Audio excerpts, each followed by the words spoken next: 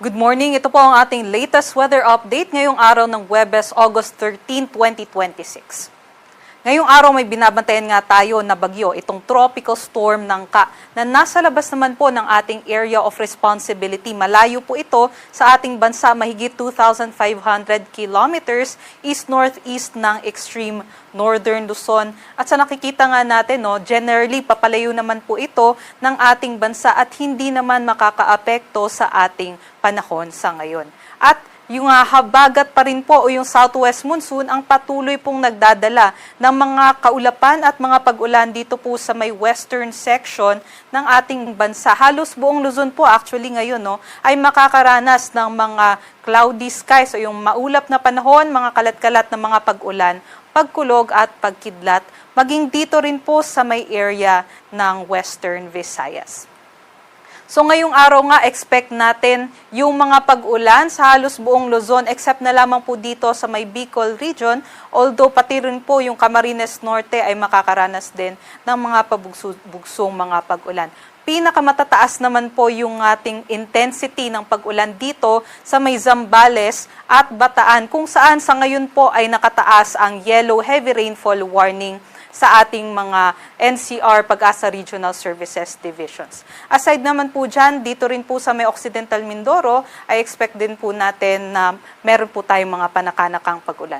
Ito naman po yung ating mga inaasahan na agwat ng temperatura, kung saan sa luwag po ay 27 to 32 degrees Celsius, Tuguegarao 25 to 33, dito naman po sa Baguio 17 to 20, Metro Manila 25 to 29, Tagaytay 23 to 29, at sa Legazpi po may kataasan yung ating maximum temperature, 26 to 31 degrees Celsius.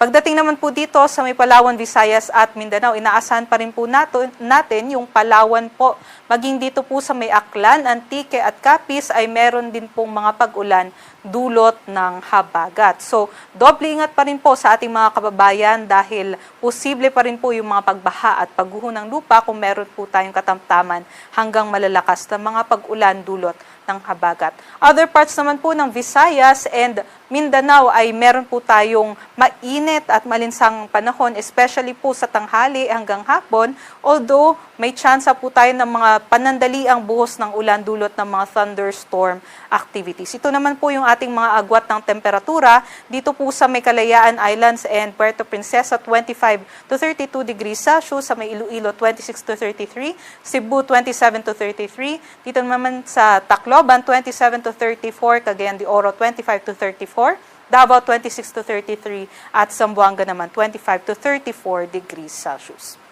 Sa ngayon po, inaasahan pa rin po natin yung mga panakanakang pag-ulan. So mataas pa rin po yung tsansa ng mga localized floodings at nakataas pa rin po yung ating weather advisory dito sa Zambales, Bataan, maging sa may Occidental Mindoro. Ibig sabihin po nitong nasa yellow ay maaari po makaranas ng 50 to 100 millimeters of rainfall within 24 hours yung ating mga kababayan. So dahil po ay tuloy-tuloy po yung mga pag-ulan natin since last week pa, ay likely po or susceptible po yung ating mga kababayan dito sa mga landslides and also sa mga flash floods event. So, doble ingat po and always po ay i-check ang ating yung ating mga updates dito po sa Pag-asa, and also wag pong kalimutan na makipag-coordinate sa ating mga DRRM officials.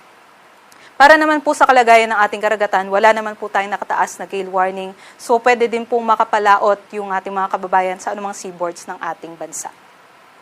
Ang sunrise naman po natin dito sa Metro Manila ay 5:42 at sunset naman po 6:20 p.m.